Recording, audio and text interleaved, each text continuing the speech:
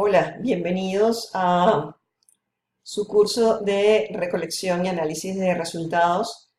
Estamos ya en la semana 3 y bastante productiva porque va a ser una semana en donde iniciamos todo lo referente a las técnicas y herramientas para el análisis cualitativo en su parte número 1. Y específicamente vamos a estar viendo esta primera técnica que se llama el benchmarking. Luego vamos a ver la técnica Delphi y luego vamos a aprender y ver sobre la matriz FODA. Voy a hacer 3 videos, uno para cada una de las técnicas que vamos a analizar en esta primera parte. Inicialmente, pues, tal cual como aparece aquí la introducción de este tema en su site de la asignatura, habla sobre 3 técnicas para el análisis cualitativo. No significa que no podamos utilizar específicamente estas técnicas para el análisis cuantitativo, pero específicamente se han utilizado o sea, con mucho éxito estas 3 técnicas, ¿no? Se las ha tomado como apropiadas para analizar la información sobre problemas de investigación en el área de las ciencias sociales, sobre todo en el área del comportamiento político, en el comportamiento organizacional, comercial, etc. Tiene que ver mucho con, sobre todo, la técnica realmente las 3, la benchmarking, la técnica Delphi y, por supuesto, la matriz FODA, tienen su punto de partida en investigaciones de carácter de las ciencias sociales, en la parte administrativa, económica, etc. Bien, vamos a hablar en principio de lo que sería el benchmarking. Bien, ¿qué es el benchmarking? Según campaña en 1989, y estamos hablando de procesos que tienen su origen al principio de los años 90. Este proceso es un proceso de, según este autor, de investigación industrial que permite a los gerentes desarrollar comparaciones. Hablar del tema de benchmarking tiene que ver con productos comparativos entre compañías, entre estrategias, acciones, etcétera, etcétera, ¿no? E incluso comparaciones entre entre distintas compañías, ¿no? Y que permiten identificar lo mejor de lo mejor y obtener quizás niveles de superioridad y ventaja competitiva entre las empresas, ¿no? Para este actor, Spendolini, en el año 92, es el continuo y sistemático proceso de identificar, analizar y adaptar las mejores prácticas de la industria que puedan llevar a la organización a un nivel de desempeño superior. A mí me encanta muchísimo esta definición porque, como dice aquí, es un proceso que es continuo y sistemático. O sea, no en las empresas y quien adopta la técnica del benchmarking es un proceso que es continuo y sistemático, ¿no? Y que busca eso mismo, identificar, analizar y adaptar, ¿no? El IA del benchmarking, ¿no? Y también para esta revista American Productivity and Quality Center, dicen que es la práctica de ser suficientemente humilde para admitir que alguien siempre puede ser mejor que tú, ¿no? A la vez, ser suficientemente sabio para aprender cómo competir y cómo poder superarlo. También una definición muy buena de lo que significa el benchmarking. ¿Cuáles son los tipos de benchmarking? Básicamente son 4. Lo que se llama el benchmarking interno. Su principal aplicación está centrado en el análisis de las mejores prácticas que una empresa tenga. O sea, por lo tanto, es un análisis hacia lo interno, ¿no? Luego también está el tema del benchmarking funcional o industrial. Esta básicamente es un análisis comparativo con otras organizaciones, pero del mismo sector. Luego tenemos, y es el que más utilizado, el más utilizado, que es el benchmarking competitivo, que está centrado en la referenciación comparativa dirigida a competidores directos en el mercado y que la finalidad más importante de esto es obtener comparaciones directas y específicas. O sea, si ustedes comparan en un mismo rubro, no sé, estoy pensando en este momento entre McDonald's y Burger King, que son empresas o franquicias que están haciendo lo mismo, ¿ok? El compararlas es justamente para alcanzar niveles de competitividad. Es decir, son organizaciones que tienen como base procesos de excelencia, de productos y de estrategias de gestión catalogadas con muy alto valor. O sea, si usted agarra quizás, no tiene la oportunidad de trabajar ni en McDonald's ni en Burger King, pero sí gente que ha hecho esto de trabajar en estas dos franquicias y básicamente la dinámica de McDonald's es formar el gerente hamburguesero, ¿ok? Y si usted agarra Burger King, es la misma situación, ¿ok? Quiere decir que tanto misión y visión son la misma. Aquí la competitividad tiene que ver con el recurso humano y por supuesto con el recurso de maquinaria o tecnológico que se utiliza y por supuesto todas las estrategias de marketing para que los consumidores bueno, reciban la mejor calidad de los productos. Y el benchmarking, que es genérico, tiene que básicamente que ver con el tema de la búsqueda de ventajas, ventajas que son de orden competitivo. O sea, es muy genérico y está como centralizado en el tema de generar ventajas ante un sistema, ante una praxis, ante un procedimiento, ante una hoja de ruta. Es bastante, como dice su nombre, es bastante genérico. ¿Cuáles son las fases del desarrollo de cualquier proyecto que se estudie y se analice a través del benchmark, ¿no? Este autor plantea que son básicamente los estadios, los momentos, ¿no? Justamente para la generación de cambios dentro de cualquier empresa, ¿no? Estoy hablando de manera empresarial y luego voy a hacer la orientación, la similitud con un proyecto de investigación. Y aquí viene la primera de las, vamos a decir, de las analogías. Todo proyecto de investigación genera o parte de una planeación, ¿ok? Todo proyecto de investigación tiene una recolección de datos. Todo proyecto de investigación genera un análisis estratégico, y yo le llamo a esto quizás la metodología de la investigación. Y por supuesto la parte de adopción y adaptación, que es básicamente el carácter conclusivo o de recomendaciones que pueda tener cualquier tipo de proyecto de investigación.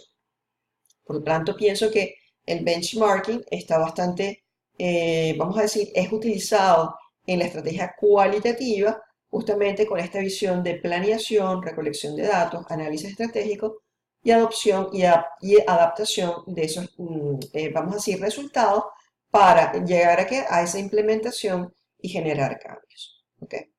Muy bien. Rápidamente, ¿qué es la planeación? Que es la primera fase. Y repito, hay una analogía con todo lo que es el proceso de investigación, en este caso cualitativo, que es identificar y seleccionar claramente el proceso o actividad que se desea investigar, o sea, tener la claridad del objeto de aprendizaje, ¿no? En este caso, más que objeto de aprendizaje, de objeto de investigación, disculpe. Por supuesto, en la planeación está incorporado ese asegurarse que se tenga pues los recursos para generar y poder llevar adelante cualquier tipo de investigación, el poder seleccionar cuidadosamente el responsable técnico del estudio y su equipo de trabajo, si es necesario y estamos formando parte de una línea de investigación, obviamente en el proceso de planeación y utilizando la técnica de benchmarking, justamente estamos viendo que necesitamos de un equipo de trabajo para generar, pues, quizás, no sé, una investigación tipo diagnóstico o una investigación tipo documental, que tenga como el carácter cualitativo, ¿ok? Llevar a cabo un rápido y eficiente proceso de inducción, de entrenamiento para las personas que forman parte de este proceso o forma de investigación y identificar rápidamente los principios y productos institucionales que en general, por esa revisión diagnóstica, le dan mayor valor agregado de cara al usuario y que son susceptibles a memoria. Quizás esta última tiene todo un entorno administrativo espectacular. ¿Y por qué no? O sea, es verdad que estamos en un doctorado en ciencias de la educación, pero si estamos trabajando en un doctorado en ciencias de la educación en donde nuestro punto, quizás nuestra línea de trabajo son los procesos administrativos dentro de una empresa que es la empresa educativa, ¿por qué no utilizar este tipo de técnicas, ¿no? Eso en cuanto a la planeación. Por lo tanto, hay algo que es un término importantísimo en el tema de la planeación, que son los llamados factores críticos de éxito, ¿ok? Todo sistema que trabaje procesos de investigación con benchmarking tiene que ver con identificar cuáles son esos factores críticos de éxito, ¿no? O sea, cuáles son los más relevantes, los que caracterizan los principales productos, los servicios o procesos eh, de atención del objeto de análisis o de cuál es el planteamiento de la problemática, de cuál es el punto de partida de cualquier investigación. Para eso también en la planeación debo detallar un flujo de proceso, un flujo de trabajo, un flujograma de trabajo, ¿no? Y por último, establecer de alguna manera cuáles son los estándares de desempeño para el proceso que he seleccionado. Yo, más allá de seleccionar también un proceso, tengo que establecer cuáles son mis goals, cuáles son mis metas, cuáles son los estándares que tengo que cumplir justamente en este proceso de planeación. Bien. En cuanto a la segunda fase, que es la recolección de los datos, esto tiene que ver mucho con terminología de carácter administrativo. Sin embargo, desde el punto de vista de la recolección de datos a nivel de utilizar como técnica el tema del benchmarking, básicamente tenemos como forma, y aquí estamos hablando que son las herramientas que tiene esta técnica, las entrevistas, ¿ok? Por ejemplo, también tenemos las encuestas, por ejemplo, también tenemos la investigación de archivos, es decir, lograr generar o revisar si lo tuviera, biblioteca, archivo de datos, etcétera, etcétera. Y por último, la publicación de publicaciones que existan en los medios de comunicación, ya sea escrito, ya sea visual, ya sea audiovisual, ¿ok? O en este caso como la radio de tipo radial. Muy bien. Es, es una manera, fíjense que es bien interesante. Voy a tomar, por ejemplo, como es el caso de el uso aquí de las entrevistas, ¿no? Em, lo traigo a colación porque me llama muchísimo la atención que si nosotros, como usuarios, hemos recibido entrevistas, llamadas telefónicas, ¿verdad? En donde nos entrevistan y nos preguntan, nos hacen una encuesta vía telefónica, por ejemplo. ¿Cuáles son las ventajas que se presentan en esta forma de obtención de los datos, de recolección de datos? Bueno, las ventajas es que, obviamente, una llamada telefónica es muy fácil de planificar y son relativamente muy baratos. O sea, existen incluso hasta paquetes, ¿verdad? En donde las tarifas son muy, muy económicas. Desventaja. Posiblemente puede haber interrupciones. Si se hace una llamada telefónica vía celular, puede haber una pérdida de señal y se hace bastante difícil, pues, hacer una entrevista vía telefónica. Y a veces las personas no están muy dispuestas a colaborar, a dar información a extraños a través del teléfono, ¿no? Muy bien. También tenemos entrevistas personales, que básicamente son las famosas visitas de campo, cuyas ventajas son establecer relaciones, y cuando es cualitativo es la relación entre el investigador y el investigado, ¿no? Permite el hecho de estar persona a persona una mayor dedicación y puede que se produzca buena cantidad, mucha cantidad de información. A veces es costosa porque eso significa traslados, consumo de tiempo y en muchas oportunidades el tratar de coincidir, ¿verdad? Dos personas, tres personas o un grupo entrevistado es muchas veces bastante difícil. Muy bien. En el caso de las encuestas, ¿cuáles son las ventajas? Bueno, son muy fáciles de estructurar, son relativamente baratas, ¿verdad? Y es fácil transferir la información de una encuesta para poder ser analizada. A veces las encuestas presentan como desventajas las bajas tasas de respuestas.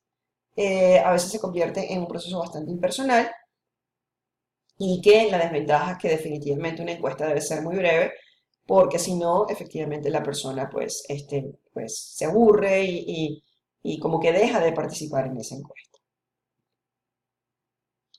En el caso de las publicaciones o los medios de comunicación, en el caso, si lo ponemos en términos de ventaja, es muy fácil hoy por hoy tener acceso a los medios de comunicación.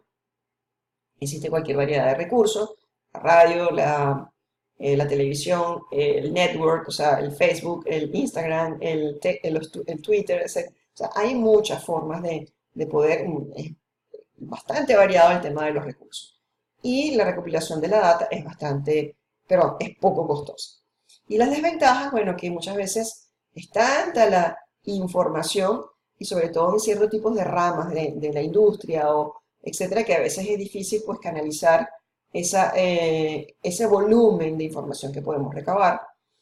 Podría consumir en un momento determinado mucho tiempo por el volumen de la información y muchas veces es necesario traducir un material extranjero, ya que, bueno, el recurso de los medios de comunicación, su influencia o las actividades o la participación no solamente es de personas de una misma, al menos que uno la limite, ¿ves? Pero en general puede ser que esa participación tenga que ver con personas del extranjero o con otro idioma, ¿no? Muy bien. La investigación de archivos es de fácil recopilación y es poco costosa, pero a veces faltan datos porque se pierden archivos o a veces los archivos no están bien organizados. ¿Ok? Son aspectos a tomar en cuenta a la hora justamente de la recolección de los datos. Luego viene el análisis estratégico de la data, por supuesto, recabada. Agrupar la data recabada es lo más importante dentro de todo el proceso y es lo que se denomina la llamada estandarización de los datos o indicadores. ¿Ok? Eso es parte de la estrategia que se tiene que tomar en cuenta a la hora de utilizar una buena forma de análisis de los resultados. Muy bien, vamos a seguir adelante. En el tema de adopción, que es la fase número 4, adopción y adaptación, por supuesto, el benchmarking va a dar una serie de conclusiones y recomendaciones sobre el estudio que se está realizando. Y por supuesto, esto es lo más interesante, que son aplicables a la propia empresa, pero también son traducibles a otras empresas. Por eso dice aquí comunicar internamente el plan de cambio a los principales actores institucionales para que esos puedan llevarse a cabo y por supuesto ser replicados. Eso es lo interesante de cualquier técnica, en este caso de benchmarking, que justamente pueda ser replicado en otras empresas. Aquí es importante en el proceso de adopción y adaptación lo referente al monitoreo y el reporte progresivo de dificultades, el famoso feedback constante que cualquier proceso de investigación debe tener, ¿verdad? Para poder verificar y ajustar estrategias en el proceso. Y por supuesto, identificar las nuevas oportunidades de mejora e iniciar, por supuesto, de nuevo si es necesario, por supuesto, producto justamente de las recomendaciones, ¿verdad? O de las conclusiones que se puedan sacar utilizando este tipo de técnicas. Esto es lo que quería un poco como en forma global y general, pues transmitirle el uso de esta técnica, el benchmarking, como forma de análisis de datos e información partiendo de una investigación de orden cualitativo. Hasta una próxima entrega.